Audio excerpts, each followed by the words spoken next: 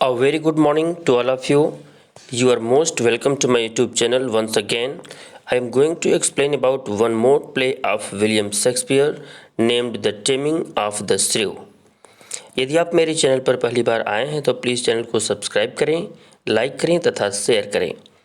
Let's start the play the taming of the shrew. Its genre is comedy. इसका जो Jenner है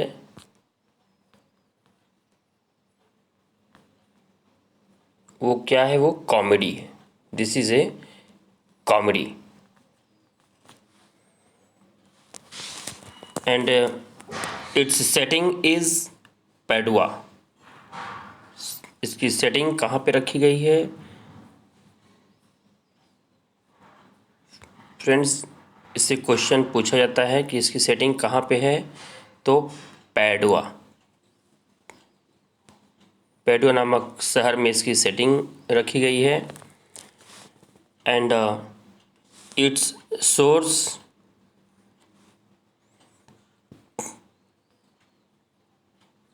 is गैस्क्वाइन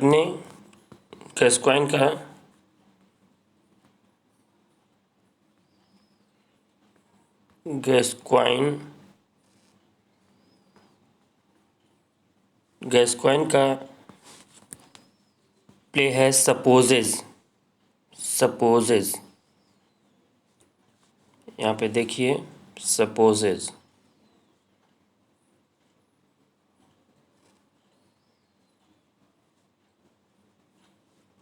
okay, गैस्क्वाइन का play है spouses. यहीं से ये लिया गया है, इसका सोर्स है गैस्क्वाइन का सपोजेज. ओके,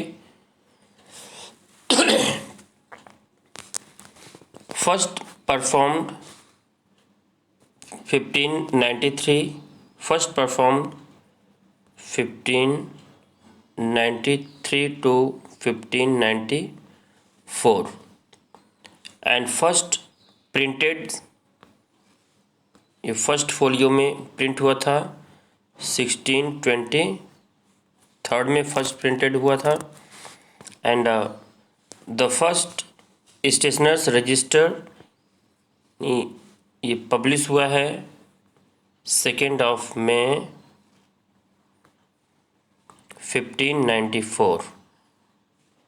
1594 को ये पब्लिश हुआ है. एंड सेकेंड पीरियड का ये प्ले है. सेकेंड पीरियड, ये सभी पॉइंट्स एग्जामिनेशन के दृष्टि से आप देखिए. सेकेंड पीरियड का पूछा जाता है किस पीरियड का ये प्ले है, तो सेकेंड पीरियड का है. सेकेंड पीरियड का जो टाइमिंग है 1594 to 1600. ओके, शेक्सपियर के पूरे प्ले को 4 पीरियड में डिवाइड किया गया है, तो ये सेकेंड पीरियड का आपका प्ले है. ओके फ्रेंड्स, तो let's start the play. First of all we see character को देखते हैं हम लोग. First character Christopher Sly. ये क्या है? A drunken tinker. Tinker means होता है ठठेरा या मरम्मत करने वाला. तो ड्रंकन यानी शराबी है, ये ठठेरा है, मरम्मत करने वाला है. And next character Baptista. Character को देखिए, Baptista a rich gentleman of पडुआ. पडुआ नामक शहर की ये सेटिंग आपको बताई गई है कि पडुआ नामक सिटी में इसकी सेटिंग रखी गई है. तो a rich gentleman of Padua, Baptista. Okay, next character Vincentio, an old gentleman of Pisa. Pisa का ओल्ड जेंटलमैन है ये Vincentio. Next Lucentio son to Vincentio in love with Bianca. ये बियांका कैरेक्टर है, उसके प्यार में रहता है Lucentio. Okay, and son to Vincentio, ये विंसेंसियो का बेटा Lucentio in love with Bianca. Next character Petruchio, a gentleman of Verona, a suitor to Katharina. Katharina character है, उसका ये स्वीटर है, प्रेमी है, और gentleman of Verona, a suitor to Katharina, Petruchio. Next character Katharina, ये द श्रीव। श्रीव मीन्स होता है झगड़ालू स्त्री, श्रीव कर्कश या झगड़ालू स्त्री, श्रीव। डॉटर ऑफ बैप्टिस्टा, ये बैप्टिस्टा की डॉटर है कैथरीना, ये ओके। तो और पेट्रोसियो जो है इसके कैथरीना के प्यार में रहता है, इन लव विद क्या, a suitor to Katharina. Okay, Petruchio Katharina के लव में रहता है। Next character Tranio and Biondello, servants to Lucentio. Lucentio की ये दोनों नौकर हैं, Tranio and Biondello. Next character Bianca, daughter of Baptista. यहाँ पे देखिए बैप्टिस्टा की यहाँ पे 2 डॉटर्स हैं, बियांका, और यहाँ पे आप लोगों ने देखा कैथरीना डॉटर ऑफ बैप्टिस्टा। तो कैथरीना और Bianca 2 daughters of Baptista. Okay, Baptista की ये दोनों डॉटर्स। तो Bianca daughter of Baptista, Bianca and Katherina. Okay, और कैथरीना का प्रेमी जो है वो पेट्रोसियो है। ओके, विंसेंसियो इसका बेटा लुसेंसियो है। Next character pedant, an old man, एक बूढ़ा आदमी है। Next character Grumio and Curtis are servants to Petruchio. ये पेट्रोसियो के ये नौकर हैं, Grumio and Curtis. Next character Gremio and Hortensio are suitors of Bianca. ये बियांका के स्वीटर हैं, प्रेमी हैं। ओके, बियांका के प्रेमी हैं। Gremio and Hortensio are suitors of Bianca. Okay, तो कैरेक्टर को आप देख लीजिए, कैरेक्टर से प्रश्न पूछे जाते हैं एग्जाम में। Let's start the play. अब हम प्ले को स्टार्ट करते हैं।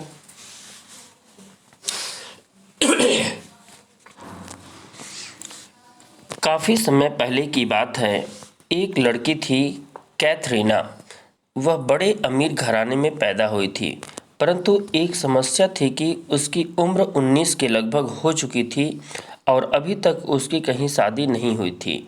उसकी उम्र की जितनी भी लड़कियां वहां थीं, सबकी बारी बारी से शादी हो चुकी थी और वे अपने घर में सुखी जीवन बिता रही थी।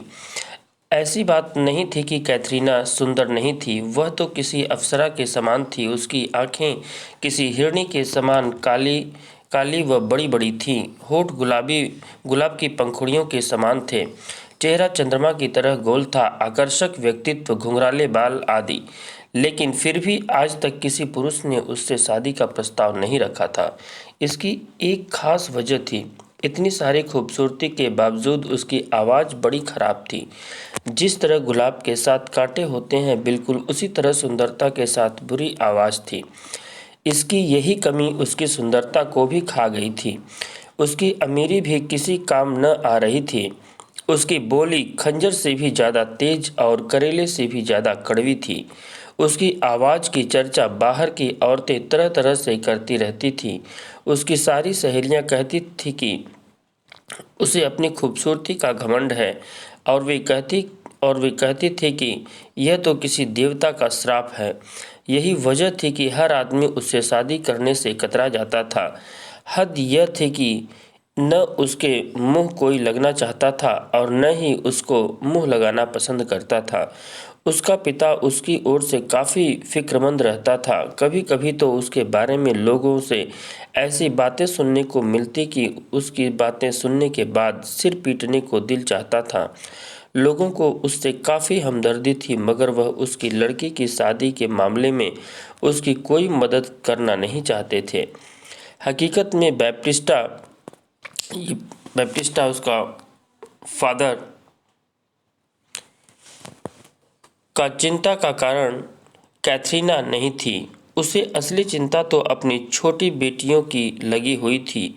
जब बड़ी बहन ही घर में कुंवारी बैठी हो तो भला छोटी बहनों को शादी किस प्रकार हो सकती है।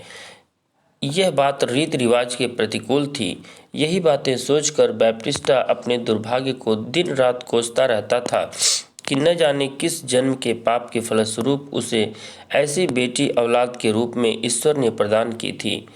वह रोज परमात्मा से विनती करता, हे भगवान, या तो तू मुझे औलाद ही न देता, अगर तूने औलाद दी है तो उसे थोड़ी सी मीठी बोली भी दे दे।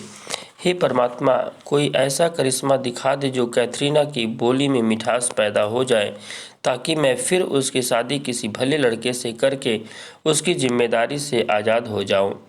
इसी तरह वह रोज़ प्रार्थना करता था। उसकी प्रार्थना भगवान ने स्वीकार कर ली, और फिर इसे भगवान का करिश्मा कहिए। एक दिन एक नौजवान बैप्टिस्टा के पास आकर बोला, श्रीमान, मैं आपकी लड़की से शादी करना चाहता हूँ, लेकिन आप मुझे यह बता दें कि आप मुझे दहेज में धन कितना देंगे। पहले ही मुलाकात में इतनी दृढ़तापूर्वक कैथरीना से विवाह का प्रस्ताव सुनकर बैप्टिस्टा आश्चर्य में पड़ गया। उसको यकीन नहीं हो रहा था। वह सोच रहा था कि कहीं मैं सपना तो नहीं देख रहा हूँ। उसे लग रहा था कि कहीं यह नौजवान भूल से तो मेरे घर नहीं आ गया है, क्योंकि जानबूझकर तो कोई भी समझदार इंसान कैथरीना से शादी करने पर राजी नहीं हो सकता।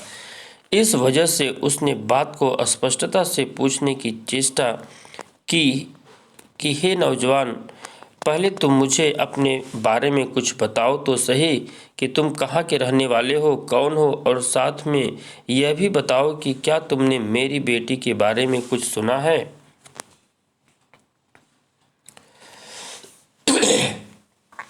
नौजवान बोला, जी हाँ श्रीमान, मैं आपकी बेटी के बारे में बहुत अच्छी तरह से जानता हूँ। उसका नाम कैथरीना है।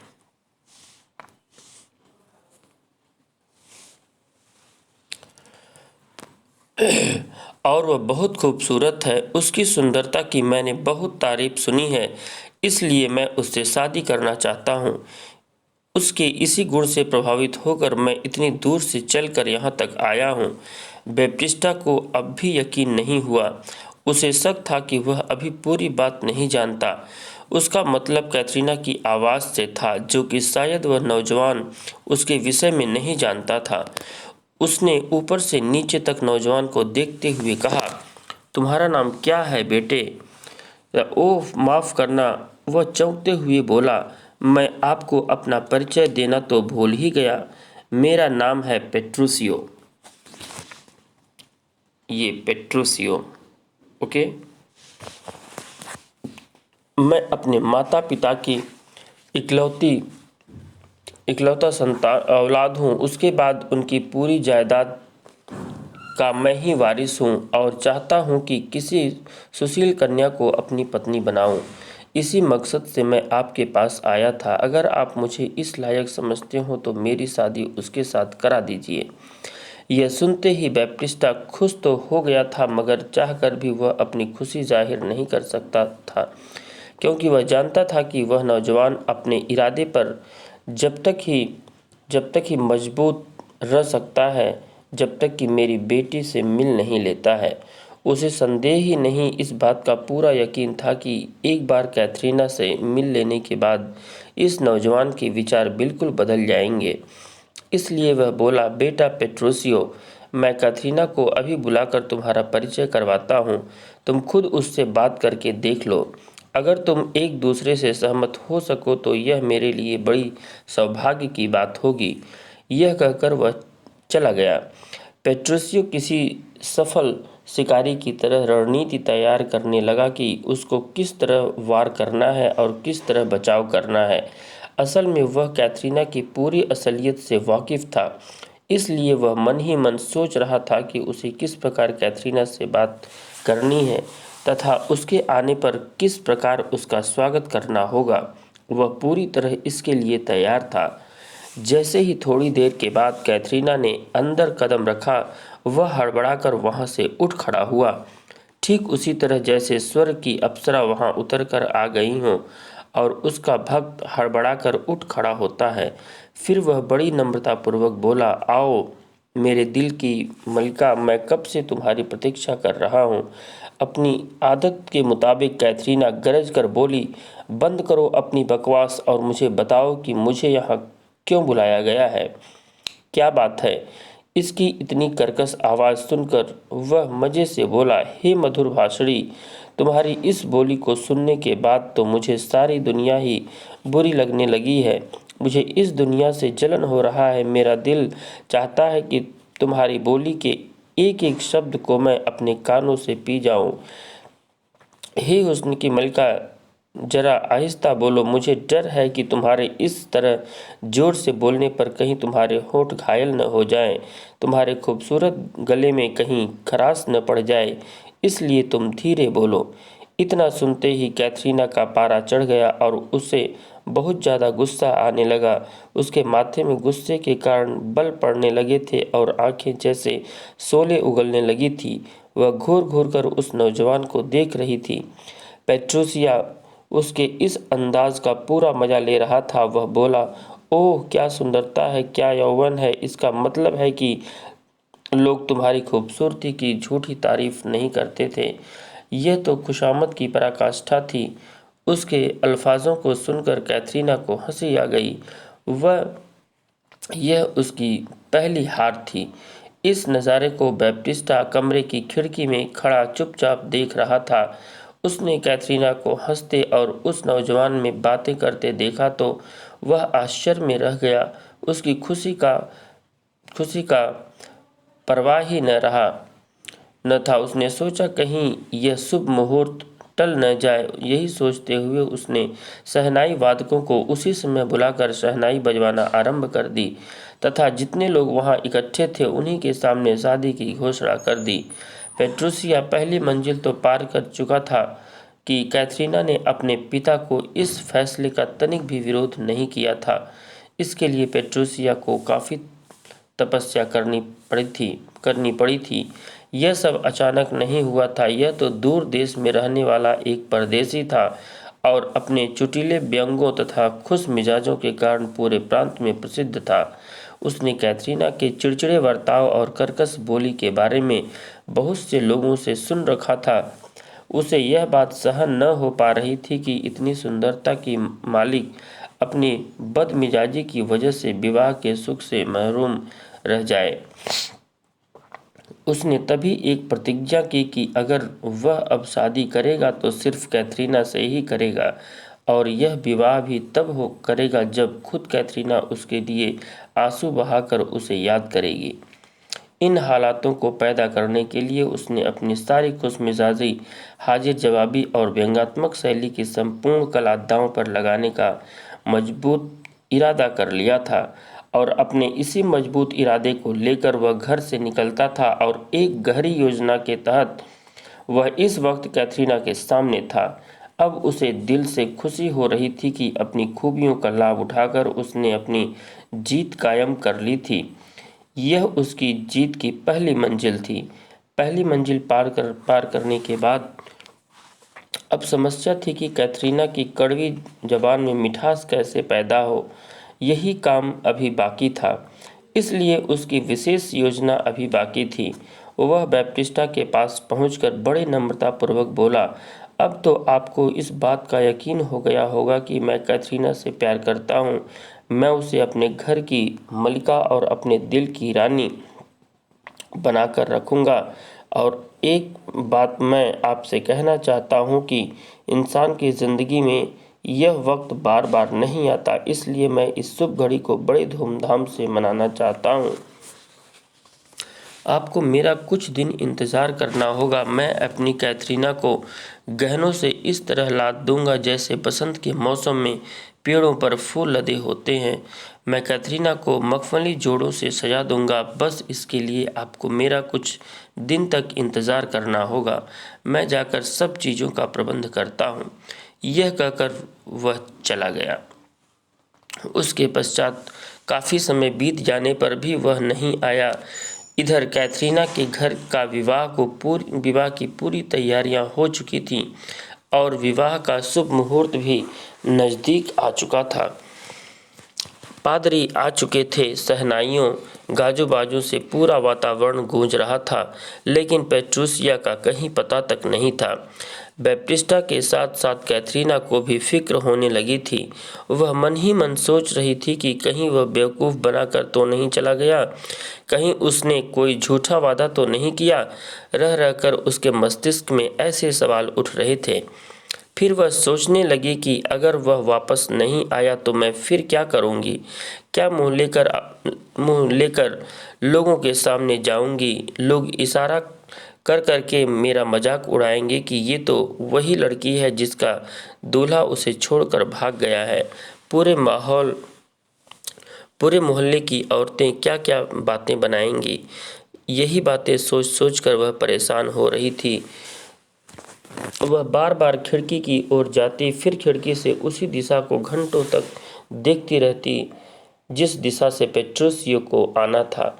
बहुत सारे मेहमान आ चुके थे, मगर उसका कहीं पता नहीं था। राह देखते देखते कैथरीना बुरी तरह थक चुकी थी। अब वह उसका इंतज़ार करते करते मायूस हो गई थी। वह अपनी सखियों के कंधे पर सिर रख कर के बुरी तरह से रो रही थी, और यही पेट्रोसियो चाहता भी था। ठीक तभी पेट्रोसियो वहां आ पहुंचा। ऐसा प्रतीत होता था कि जैसे वह कहीं छिपा हुआ कैथरीना के रोने की प्रतीक्षा कर रहा था। उसने कैथरीना के दिल में तड़प जगाने के लिए जानबूझकर समय लगाया था। कुछ भी हो, लेकिन एक बात सामने आ गई थी कि कैथरीना के मन में एक विचार तो जरूर पैदा हो गया कि पेट्रोसिया को उसकी इतनी ज़रूरत नहीं है जितनी ज़रूरत कैथरीना को पेट्रोसिया की है। और यही असल वजह थी कि वह विवाह के समय एकदम गंभीर हो गई थी और शादी के वचनों को बड़े संभल संभल कर बोल रही थी। वह ऐसा इसलिए कर रही थी कि कहीं बोलते हुए उससे कोई गलती न हो जाए, फिर कर्कश स्वर मुंह से न निकल जाए जिसके कारण पेट्रोसियो को बुरा लगे और वह बुरा मानकर उसे छोड़कर न चला जाए। यह सब पेट्रोसियो के दिमाग का कमाल था। उसके ऐसा करने से कैथरीना की बोलचाल, रंग ढंग पर क्या प्रभाव पड़ा था, वह सब उसने नोट किया था। जिस प्रकार बिल्ली चूहे की एक एक हरकत पर नज़र रखती है और उसी के अनुसार फिर वह दांव खेलती है, बिल्कुल उसी तरह पेट्रोसियो ने भी किया था। शादी की रस्में जब पूरी हो गई तो पेट्रोसियो ने चलने के लिए बैप्टिस्टा से आज्ञा मांगी। उसकी बात सुनकर लोग आश्चर्य में पड़ गए और कहने लगे कि शादी के बाद इस तरह नहीं जाते, एक दो दिन रुक कर जाते हैं। बेटे, तुम भी एक दो दिन रुक कर जाना। मगर उसने उन लोगों की बात पर ध्यान नहीं दिया और साफ साफ कह दिया कि उसे अभी जाना है और कैथरीना भी उसी समय उसके साथ जाएगी। फिर वह वहां से कैथरीना को लेकर जाने के लिए तैयार हो गया। बैप्टिस्टा किस प्रकार इनकार कर सकता था? इतनी मुश्किल से तो उसे वर मिला था, उसकी बात कैसे नहीं मानता? उसने कैथरीना की ओर नज़र उठाकर देखा, जो बिल्कुल खामोश थी। उसे डर था कि कहीं उसके पति की बात का विरोध किया गया तो वह नाराज होकर उसे छोड़कर ही न चला जाए। इस वजह से वह खामोश सर झुकाए हुए खड़ी थी। फिर वह अपने पति के पीछे पीछे चल दी, जिस प्रकार मालिक के पीछे कोई जानवर चल देता है। कैथरीना में अचानक इतना बदलाव देखकर वहां खड़े लोग आश्चर्यचकित रह गए थे और बैप्टिस्टा के आश्चर्य का तो ठिकाना ही न था। उसकी समझ में नहीं आ रहा था कि यह क्या चमत्कार हो गया। जो लड़की अपने सामने बोलने वाले का मुंह नोच लिया करती थी, उसकी आदत में इतना परिवर्तन कैसे आ गया। आश्चर्यचकित लोगों को देखकर पेट्रूसिया मन ही मन आनंद उठा रहा था और सोच रहा था कि अभी लोगों ने चमत्कार कहाँ देखा है, अब देखना मैं किस तरह कठपुतली के समान इसे अपने इशारों पर नचाता हूँ। फिर वह कैथरीना को लेकर चल दिया। उसका घर काफ़ी दूर था और रास्ता पथरीला था, इसलिए उसने अच्छे किस्म के 2 घोड़े मंगवाए थे। घोड़े वाकई अच्छी नस्ल के थे, मगर पेट्रोसिया ने यह कहकर वापस कर दिया कि इनकी पूंछ हिलती है। उनको जाते हुए देख कैथरीना का दिल मचल रहा था कि घोड़ों के बिना वह कैसे जाएगी, और जब उसने देखा कि घोड़े तो सचमुच में ही जा रहे हैं तो उसने डरते डरते कहा, घोड़े तो वापस चले गए, अब हम बिना घोड़ों के ही जाएंगे। यह सवाल सुनते ही पेट्रूसिया ने तरस खाने वाली नज़रों से कैथरीना की ओर देखा। फिर वह बड़े प्रेम से बोला, भला मैं फूलों से भी नाजुक अपनी पत्नी को ऐसे गंवार घोड़ों पर कैसे बिठा सकता हूँ, जिन्हें यह भी नहीं मालूम कि दुम कैसे हिलाते हैं। अब कैथरीना को खामोश होना पड़ा। लाड़ प्यार से पली जिस लड़की ने कभी जमीन में पांव भी न रखा था, उसे वह पथरीला रास्ता पैदल ही तय करना पड़ेगा। चलते चलते कैथरीना के पांव में छाले पड़ गए, पैरों में दर्द होने लगा, मगर उसके मुंह से आह तक नहीं निकली। पेट्रोसिया को उसकी इस दशा पर बड़ा तरस आ रहा था, लेकिन उसने सोचा कि अभी ऐसा ही करना ठीक है। भूख से व्याकुल थकी हारी कैथरीना जब अपनी ससुराल पहुंची तो पेट्रोसिया के सभी नौकर चाकर अपनी मालकिन के आने की खुशी में इकट्ठा हो गए और उसे चारों ओर से घेर लिया। पेट्रोसिया कड़क कर बोला, अरे भाई, खड़े खड़े क्या देख रहे हो? जाओ अपनी मालकिन के लिए गुलाब का शरबत लेकर आओ। मिठाइयाँ, फल, चटनी, समोसे और पकवान लाकर इन्हें खिलाओ। जाओ, लाते क्यों नहीं? क्या तुम्हें नहीं मालूम कि तुम्हारी मालकिन थक कर आई हैं? पेट्रोसिया के हुक्म देते ही नौकरों में भगदड़ मच गई। कोई बाजार की तरफ दौड़ा, कोई रसोई घर की तरफ। सभी नौकर जल्दी जल्दी अपने कामों में जुटे हुए थे, किसी को भी फुर्सत नहीं थी। फिर कुछ देर पश्चात ही सभी चीज़ें वहाँ मौजूद थी। पूरा वातावरण खुशबू से महक रहा था। मिठाइयों और पकवानों की खुशबू ने कैथरीना को मदहोश कर रखा था। उसकी खुशबू से उसकी भूख और भी ज़्यादा तेज हो गई थी। सामने खाने के इतने व्यंजन देखकर उसे सब्र नहीं हो रहा था। वह सोच रही थी कि पति का इशारा हो और वह खाना शुरू कर दे। फिर वह सारा दिन की भूख की पूरी कसर निकाल लेगी, क्योंकि वह सुबह से बहुत भूखी थी और अब एक पल की भी प्रतीक्षा नहीं कर पा रही थी। वह सोचने लगी कि मैं सबसे पहले गुलाब का शरबत ही पीऊंगी, क्योंकि उसका गला प्यास से सूख रहा था। उसके बाद समोसे का मज़ा चखेगी, फिर मिठाइयाँ खाएगी और सबसे बाद में चटपटी चटनी खाऊंगी। कैथरीना ने जैसा सोचा था ठीक उसी प्रकार हुआ। एक एक करके सभी खाने उसके सामने रख दिए गए। कैथरीना की नज़रें पूरे खाने पर घूम रही थी। फिर अंत में उसकी नज़रें नर्म मुलायम केक पर आकर रुक गई। रुई जैसे नर्म तथा सफ़ेद केक को देखकर कैथरीना अभी उसे खाने की सोच ही रही थी कि अचानक किसी चीज़ के गिरने की आवाज़ से वह चौंक पड़ी। उसने सहम कर सामने की तरफ देखा। शरबत का मर्तबान फर्श पर गिरकर टुकड़ों में बिखर गया था। पेट्रोसिया बड़े गुस्से में एक नौकर को डांटते हुए बोला, इस शरबत से तो अच्छा होता कि तुम किसी तालाब का पानी लाकर यहाँ रख देते। नौकर जल्दी जल्दी मर्तबान के टूटे टुकड़े समेट रहे थे, मगर पेट्रोसिया का गुस्सा लगातार बढ़ता ही जा रहा था। शरबत के बाद उसने दूसरी चीज़ भी चख कर देखी। कह रहा हूँ, केक की क्रीम तो पतली है, ये चटनी का रंग भद्दा क्यों है? ओफो, ये समोसे के ऊपर वर्क क्यों नहीं लगाए हैं? किस बेवकूफ़ ने मिठाई के पीस टेढ़े काटे हैं? अरे ये पकवान भी अंदर से पूरे कच्चे पड़े हैं। इस तरह पेट्रोसिया ने सारी चीज़ों में कोई न कोई कमी निकालकर उन्हें बाहर कुत्तों को डलवा दिया। खाना देखकर कुत्ते झपटने लगे। कैथरीना की भूख तो हर क्षण बढ़ती ही जा रही थी। उसका दिल चाह रहा था कि कुत्तों के आगे से उठाकर वह खुद भी खाने लगे, मगर वह ऐसा नहीं कर सकती थी।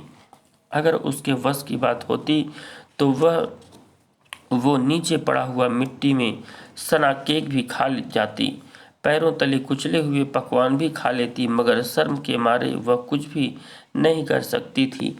जब रात को सोने का समय हुआ तो एक नौकर वहां चादर लेकर आया तो पेट्रोसियो ने चादर को वापस करवा दिया और इस चादर में नील ज़्यादा लगा हुआ है और चारपाई भी वहां से बाहर निकलवा दी कि इस चारपाई में लेटने पर आवाज़ होती है। इस तरह उस रात को कैथरीना सो भी नहीं पाई थी। वह सारी रात बैठी बैठी ऊँघती रही। कैथरीना को न तो खाने के लिए खाना ही मिला था, न पीने को पानी मिला था और न ही वह सो पाई थी। इसके बावजूद भी पेट्रोसिया का उस पर एहसान था। वह हर बात में दोष निकालकर कैथरीना की तरह इशारा करके बोला, फूलों से भी नाजुक मेरी वधू, क्यों इतने घटिया व्यंजन खाएंगी? इससे उसकी तबीयत खराब हो सकती है, उसके गले में खराश पैदा हो सकती है, उसके पेट में दर्द भी हो सकता है। फेंक दो इन फालतू चीज़ों को और शाही खाना तैयार करो। सभी नौकर चाकर अच्छे से अच्छा भोजन बनाकर लाते, लेकिन वह उनमें कुछ न कुछ कमी निकालकर उन्हें लौटा देता था। कैथरीना चाह कर भी कुछ नहीं बोल पा रही थी, क्योंकि उसे डर था कि कहीं उसके बोलने पर पेट्रोसिया नाराज न हो जाए। वैसे उसकी भूख लगातार बढ़ रही थी। इसी तरह भूखे रहते रहते उसे पूरे दिन हो चुके थे। वह रह रहकर सोचती थी कि मेरे पिता के घर तो इतना जूठा खाना बचता है कि कुत्तों के भी पेट भर जाएं, मगर यहाँ तो मैं एक एक दाने को तरस गई, एक बूंद पानी भी नसीब नहीं हुआ। कैथरीना की भूख प्यास तथा न सोने के कारण बुरी हालत हो गई थी। अब उसमें वो अकड़ नहीं थी जो पहले कभी थी। जब इसी प्रकार 4 दिन गुजर गए तो उसने अपने नौकर से कहा, आज जाकर दाल व सब्जी बनाओ। दाल में नमक बिल्कुल न हो और सब्जी कच्ची होनी चाहिए और उसके साथ सिर्फ रोटी होनी चाहिए, वह भी जली हुई। जब नौकर दाल और सब्जी लेकर वहां पहुंचे तो पेट्रोसियो ने तारीफों के पुल तोड़ दिए। वह जिस चीज पर हाथ लगाता उसी की तारीफ करते हुए न थकता था। वह कहता, अरे वाह, सब्जी का तो जवाब नहीं, आज तो जी चाहता है कि बनाने वाले के हाथ चूम लूं। क्या दाल बनाई है, चटपटी, मसालेदार और फुलके तो ऐसे लग रहे हैं कि इन्हें रसोइयों ने चांदी में पकाया है और अंगारों पर सेंका है। देखो देखो तो कहीं एक भी दाग नहीं है। इस तरह वह तारीफों के पुल बांधता हुआ सारी चीजें कैथरीना के आगे सरकाता जा रहा था। जो खाना देखने में ही अच्छी नहीं लग रही थी, वो भला खाने में क्या अच्छा लगता। लेकिन 3 दिन की भूख से व्याकुल कैथरीना को जब खाना किसी न्यास्मत से कम नज़र नहीं आ रहा था, जब खाने की थाली उसके सामने रखी गई तो उसे लगा कि जैसे खुद परमात्मा ने स्वर्ग से उसके लिए भोजन भेजा है। उस भोजन को उसने अपनी किस्मत समझकर खा लिया और अपने चेहरे पर जरा भी सिकन तक नहीं आने दी।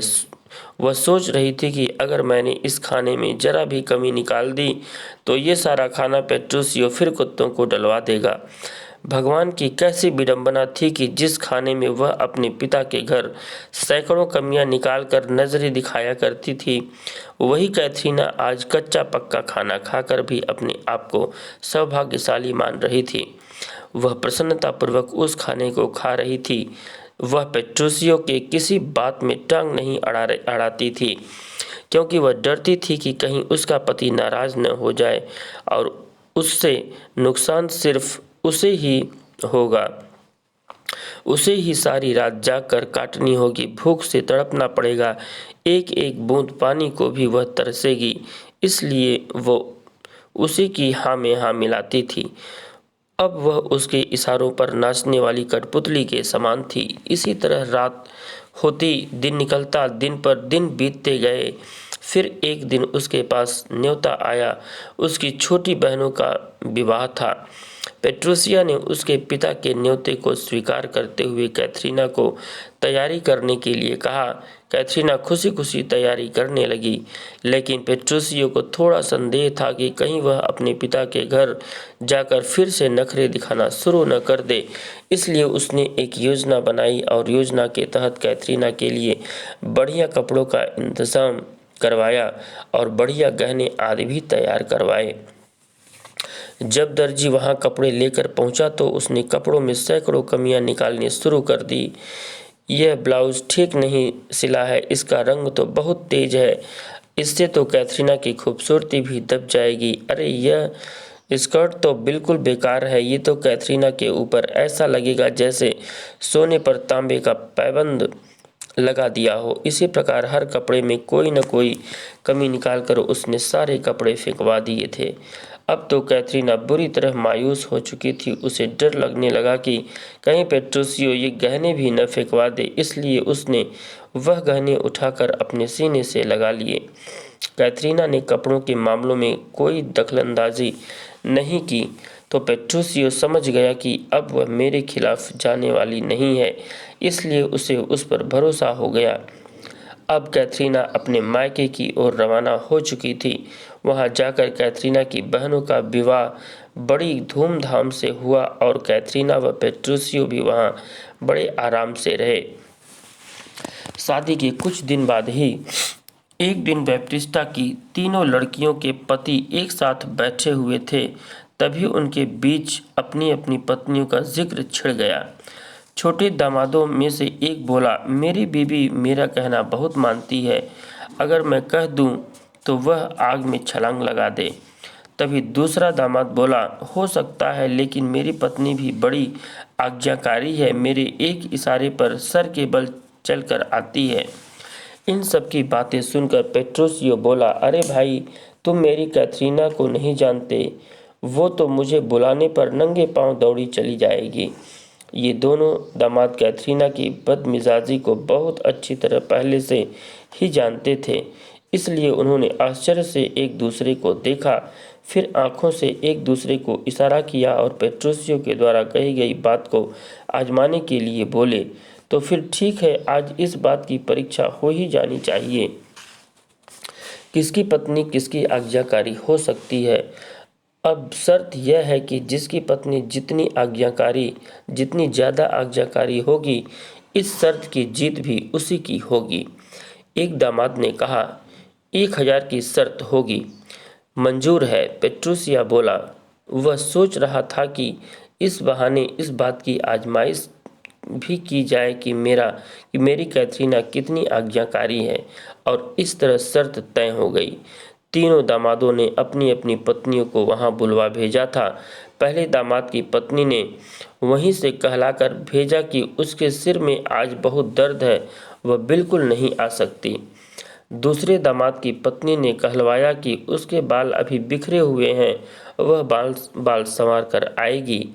जब नौकर कैथरीना के पास गया और उसने बताया कि उसे पेट्रोसियो ने बुलाया है, तो वह नंगे पांव दौड़ती हुई वहां आ पहुंची।